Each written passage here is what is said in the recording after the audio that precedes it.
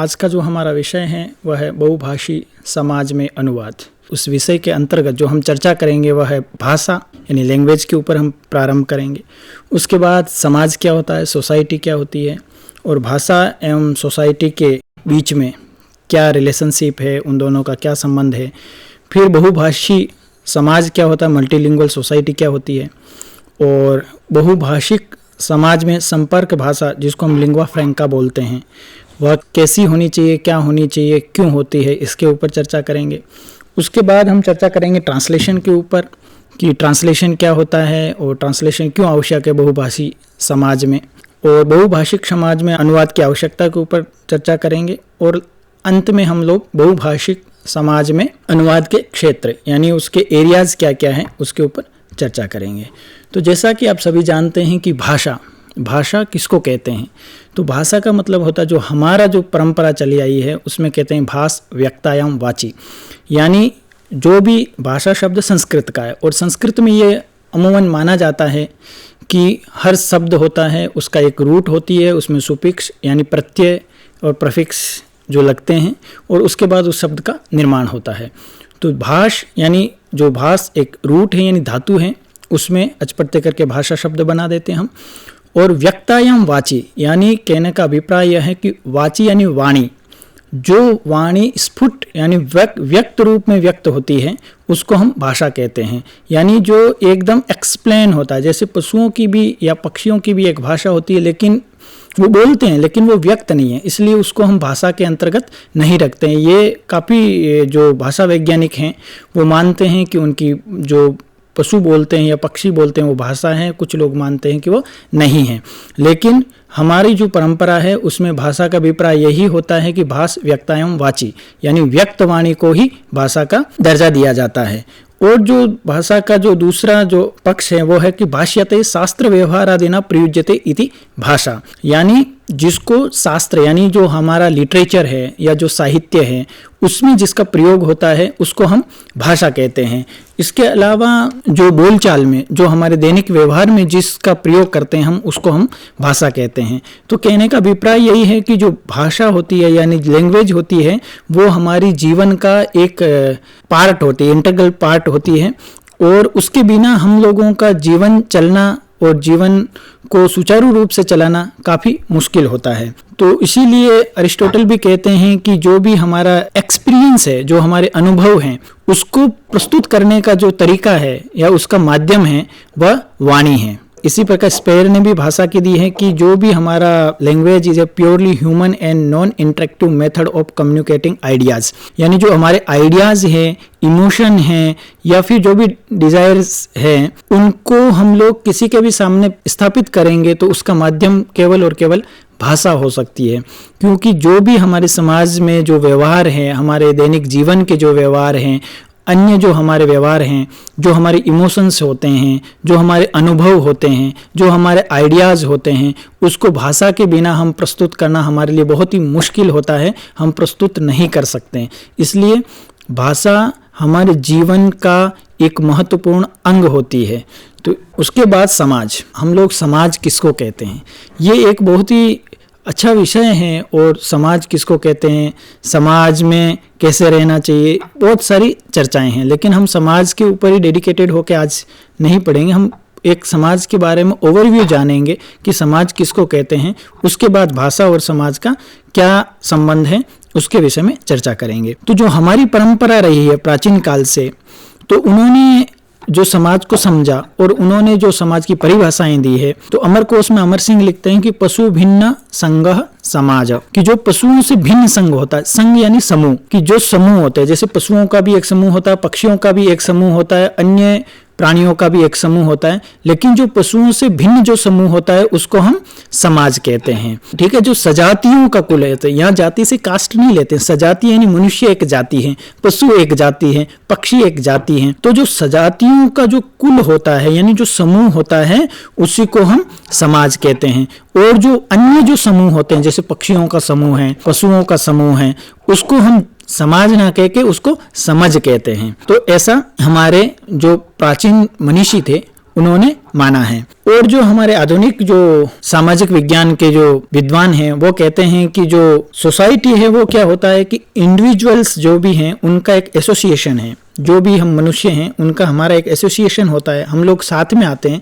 और वो साथ में क्यों आते हैं? क्योंकि हमारा कुछ रिलीजियस पर्पज होता है, या हमारी कल्चर यानी परंपरा मिल रही होती है, या फिर हमारा कुछ पॉलिटिकल या राज्य के या परिवार के स्तर पे हमारे कुछ इंटरेस्ट होते हैं, हमारे जो रुचियां होती है, उसके कारण हम लोग एक साथ आते हैं, एक साथ एसोसिएट होते हैं। ऐसा क्यों होता है? क्योंकि मनुष्य होता है वो एक सामाजिक प्राणी है, हमेशा हम समाज में रहना पसंद करते हैं, क्योंकि एकाकी जीवन जीना बहुत ही मुश्किल होता है।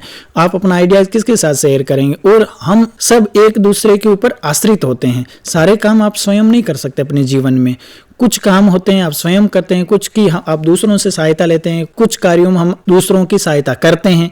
तो इसलिए क्या होता है कि सोसाइटी को हमने एक बनाया है जिससे कि हम समाज में रह करके अपने जीवन को सुचारू रूप से चला सकते हैं। अब आपके मन में प्रश्न आता होगा, आपने भाषा को समझ लिया और आपने समाज को समझ लिया, अब हम चलते हैं बहुभाषी समाज कैसा होता है। बहुभाषी समाज वह होता है जिसमें विभिन्न क्षेत्रों के अनेक भाषाओं और बोलियों का सक्रिय रूप से प्रयोग होता है।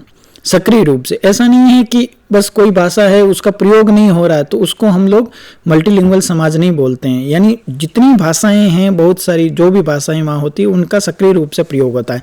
जैसे घर में आप भाषा बोलते हैं, स्कूल में आप जाके भाषा बोलते हैं। बहुत बार ऐसा होता है कि आप घर में एक अलग भाषा बोलते हैं, अपनी मातृभाषा बोल रहे हैं, लेकिन स्कूल में आप अलग भाषा में अध्ययन कर रहे हैं। कार्यस्थल पर भी आप भाषा बोलते हैं, कार्यस्थल पर काम करने की भाषा, कार्यस्थल पर वार्तालाप करने की भाषा और कार्य करने की भाषा अलग अलग हो सकती, एक भी हो सकती है। या फिर सार्वजनिक जीवन में हम जब भी किन्हीं के साथ, क्योंकि अभी जैसे हम चर्चा कर रहे थे कि समाज में हम लोग रहते हैं, तो समाज में जब आप रहते हैं तो क्या होता है कि समाज में हमें समाज के लोगों के साथ लगातार कम्युनिकेशन करना होता है, समाज के लोगों के साथ हम लगातार मिल करके काम करते हैं। तो सार्वजनिक जो जीवन होता है हमारा, जो सामाजिक जीवन जिसको बोलते हैं, उसमें भी हम बहुत सारी भाषाओं का प्रयोग करते हैं। तो ऐसे समाज में जहाँ हम रहते हैं, जहाँ अनेक भाषाओं का प्रयोग होता है, उसको हम बहुभाषी समाज कहते हैं। इन भाषाओं का सहअस्तित्व न केवल दैनिक संचार का विषय, दैनिक संचार का विषय कहने का अभिप्राय यह है कि केवल आप दैनिक कामकाज के लिए इन भाषाओं का प्रयोग नहीं करते हैं, बल्कि क्या होता है कि हमारा जो विविध इतिहास है, जो हमारी परंपराएं हैं, सामाजिक सांस्कृतिक जो परंपराएं हैं और जो राजनीतिक शक्तियां, उन सब के बीच में अंतःक्रिया होती रहती है। वो परस्पर एक दूसरे के पूरक होते हैं। हमें हमारा इतिहास समझना है तो बहुत सारा प्राचीन साहित्य मान लीजिए हमारा संस्कृत में है, तो हम लोग क्या करते हैं, उस संस्कृत को भी सीखते हैं, उसके जो विद्वान हैं उनके पास जाते हैं, उनसे वार्तालाप करते हैं। उस जो एक लंबी परंपरा रही ज्ञान की, उस ज्ञान की लंबी परंपरा को समझने के लिए हम संस्कृत को बोलते हैं। ऐसे ही तमिल है, तो तमिल में जो बहुत सारा ज्ञान है उसको समझने के लिए हम उस भाषा के लोगों के पास जाते हैं, उन विद्वानों के पास जाते हैं, हम स्वयं सीखते हैं। इसलिए मल्टीलिंगुअल समाज वह समाज होता है जिसमें अनेक भाषाओं और बोलियों का प्रयोग किया जाता है। विभिन्न भाषाओं के बीच जो बातचीत है और आदान प्रदान करने की क्षमता है, वह इन समाज के व्यक्तियों को एक दूसरे को अपनी पहचान देने के लिए, एक दूसरे को समझने के लिए एक गहरी समझ प्रदान करती है। और साथ ही क्या होता है कि जो हमारा जो एक दूसरे के प्रति जो सहयोग की भावना है उसको बढ़ाती है। और संक्षेप में हम ऐसा कह सकते हैं कि एक ऐसा समाज जिसमें लोग विभिन्न भाषाएं जानते हो, उनको बोलते हो यानी उनका प्रयोग करते हो या उन्हें समझते हो, तो उस समाज को बहुभाषी समाज कहते हैं, यानी मल्टीलिंगुअल सोसाइटी कहा जाता है। अब हमारे देश की बात करें, भारत की, तो भारत में मल्टीलिंगुअल सोसाइटी आप जानते हैं क्यों? क्योंकि हमारे जो लैंग्वेज सेंसस है, जो भाषा सर्वेक्षण है, वह ऐसा मानता है कि 1600 से अधिक भाषाएं और बोलियां यहाँ पर प्रयोग की जाती है। और भारत सरकार के द्वारा अनुसूचित भारतीय भाषाएं हैं वह 22 हैं, 22 भाषाएं शेड्यूल लैंग्वेजेज हैं। और भारतीय भाषाओं में आप देखेंगे तो शिक्षण प्रशिक्षण दिया जा रहा है, अध्ययन अध्यापन भारतीय भाषाओं में किया जाता है, दैनिक कामकाज भारतीय भाषाओं में हो रहे हैं, प्रशासनिक कार्य भी भारतीय भाषाओं में होते हैं।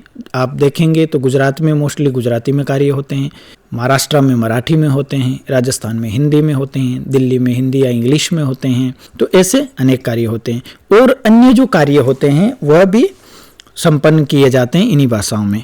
इसके अलावा जो हमारी मातृभाषा और भारतीय भाषाओं में शिक्षा उपलब्ध कराई जानी चाहिए और शिक्षा का माध्यम है वो भारतीय भाषा हो या मातृभाषा हो, ऐसा हमारी राष्ट्रीय शिक्षा नीति 2020 कहती है और उसमें ऐसा प्रावधान किया गया है कि भारतीय भाषाओं और मातृभाषा में ही शिक्षा दी जाए। क्योंकि ये सब इसलिए किया जाता है कि भाषा किसी के भी ज्ञान को, आइडियाज़ को या उसके अनुभव को शेयर करने में, उस अनुभव को ट्रांसफ़र करने में या फिर उसको शिक्षा ग्रहण करने में बाधा नहीं बननी चाहिए।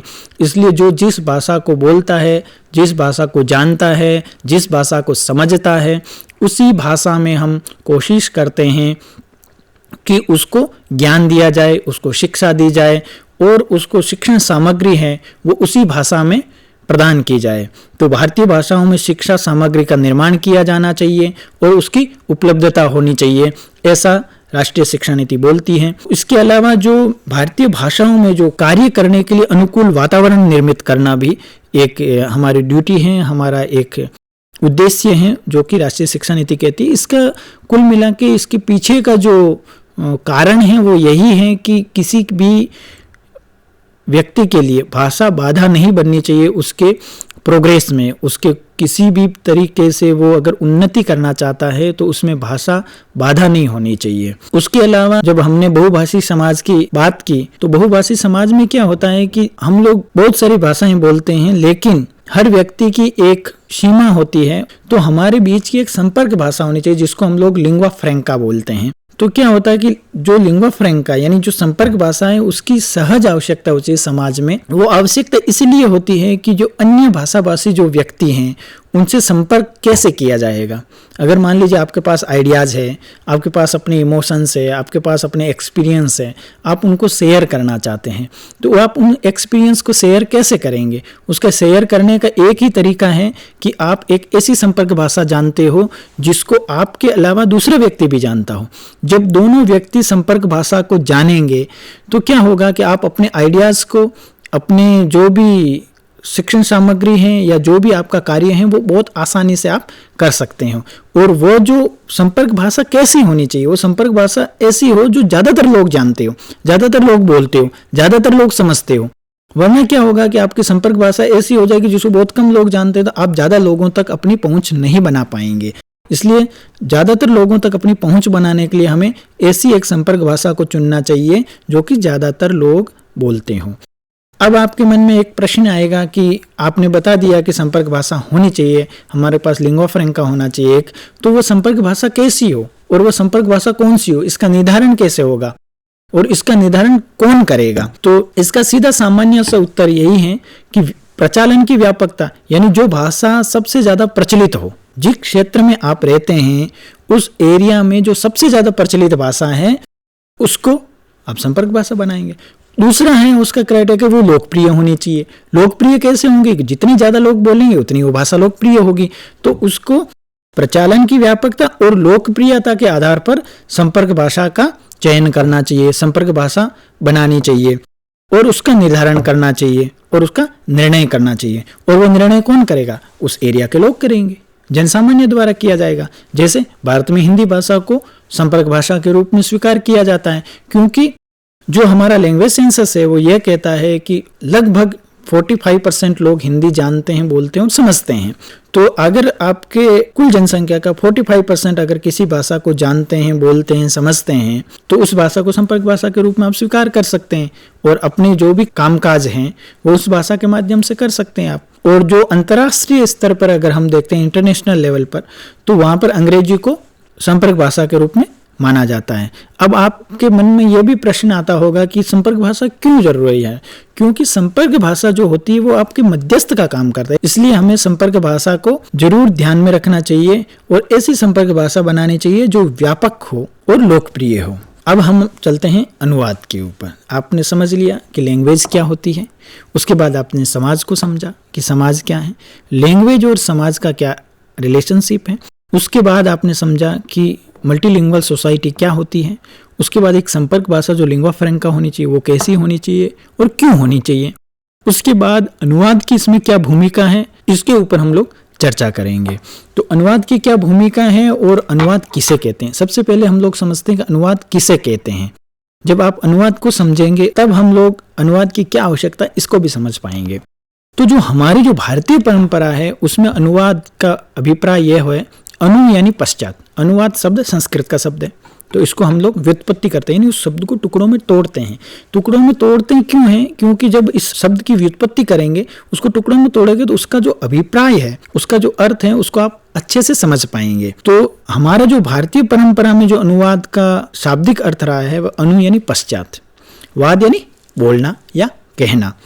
इसका अभिप्राय हुआ पुनरुक्ति, उक्तस्य पुनः कथनम, यानी जो किसी ने कहा है उसको फिर से कहना।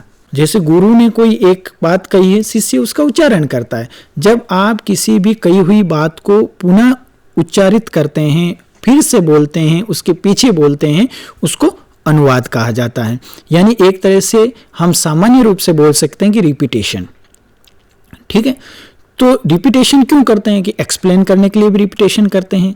और जो आज के परिप्रेक्ष्य में जो अनुवाद है उसका जो अभिप्राय है वो परिवर्तित हुआ है। अब हम लोग अनुवाद की परिभाषा करते हुए ये ध्यान देते हैं कि किसी भाषाई संवाद के अर्थ या अर्थों को एक भाषा से दूसरी भाषा में संप्रेषित करना अनुवाद कहलाता है। और वो भाषाई संवाद है, वो वाचिक हो सकता है, लिखित हो सकता है, अंकित हो सकता है, सिंबॉलिक हो सकता है, साइन लैंग्वेज का भी अनुवाद किया जा सकता है। तो इसी तरह से कहने का अभिप्राय यही है कि हम जो मीनिंग होता है उस मीनिंग को एक भाषा से दूसरी भाषा में संप्रेषित करते हैं। अब मीनिंग को एक भाषा से संप्रेषित क्यों करते हैं? क्योंकि जब किसी भी शब्दों का अभिप्राय जानेंगे तभी आप समझ पाएंगे कि वक्ता क्या कहना चाहता है। क्योंकि जो भाषा होती है, भाषा का अभिप्रयोग इसीलिए किया जाता है ताकि उसका जो लाभ है, यानी उससे जो कम्युनिकेट करना चाहते हैं वह श्रोता तक यथावत रूप में पहुंचे। अब आप बहुत सारी भाषाएं हैं, हमारी बाध्यताएं हैं कि हम 1, 2, 3 भाषा जान सकते हैं, लेकिन हम ज़्यादा से ज़्यादा लोगों तक पहुंचना चाहते हैं। और भारतीय समाज है वो बहुभाषी समाज है, तो वहाँ पर हमें अनुवाद का सहारा लेना चाहिए। अब जो अनुवाद की जो ऑक्सफोर्ड यूनिवर्सिटी जो देती है परिभाषा वो है कि a process of translating words और text from one language to other language. कुल मिला के कहने का अभिप्राय यही है, सभी लोगों ने यही कहा है कि आप एक लैंग्वेज से दूसरे लैंग्वेज में अर्थ को यथावत संप्रेषित करते हैं, उसको ट्रांसलेशन कहते हैं। और वो परिवर्तित नहीं होना चाहिए। ऐसा नहीं है कि आपने ट्रांसलेशन किया और आपने ट्रांसलेशन करते ही क्या हुआ कि आपका अर्थ में परिवर्तन आ गया। अर्थ में परिवर्तन नहीं आना चाहिए, जो उसका मीनिंग है वो यथावत रहनी चाहिए। भाषा में परिवर्तन आएगा क्योंकि आप एक भाषा से दूसरी भाषा में ट्रांसफर कर रहे हैं, लेकिन उसका जो अर्थ है, उसका जो अभिप्राय है वो यथावत रहना चाहिए। तो अब बहुभाषी समाज में अनुवाद की आवश्यकता क्यों होती है? ये एक बहुत ही महत्वपूर्ण विषय है कि अनुवाद, बहुभाषी समाज है उसमें अनुवाद की क्या आवश्यकता है। क्या अनुवाद बहुभाषी समाज को उन्नति के पथ पे ले जा सकता है? क्या बहुभाषी समाज में जो मनुष्य रह रहे हैं वह अनुवाद का उपयोग करके ज़्यादातर लोगों तक पहुंच सकते हैं? तो जी हाँ, उसका उत्तर यही मिलेगा कि हाँ, हम जा सकते हैं। बहुभाषी समाज में संचार, यानी जो हम एक दूसरे से वार्तालाप करते हैं, कम्युनिकेशन करते हैं, सांस्कृतिक आदान प्रदान और सामाजिक एकता के लिए अनुवाद अत्यंत आवश्यक और एक महत्वपूर्ण विषय है। दूसरा कि भाषा बाधा की समाप्ति होगी, क्योंकि किसी भी कार्य में, आपकी शिक्षा में, रोजगार में, दैनिक कामकाज में भाषा बाधा नहीं बननी चाहिए। और उस भाषा की बाधा को हटाने का जो सर्वोत्तम उपाय है वह है अनुवाद। और दूसरी है कि सूचना की सुगम पहुंच हो सकती है। इंफॉर्मेशन है वो आप अंतिम व्यक्ति तक पहुंचा सकते हैं अनुवाद के माध्यम से, क्योंकि आप जब उसकी भाषा में बोलेंगे तो वो क्या करेगा कि अनुवाद करके जब उस इंफॉर्मेशन को उसकी भाषा में उस व्यक्ति तक आप पहुंचाएंगे तो वह सुगमता से उस चीज़ को ग्रहण करेगा, बल्कि ग्रहण ही नहीं करेगा, उसको धारण करेगा, उसके अभिप्राय को उचित रूप से समझेगा।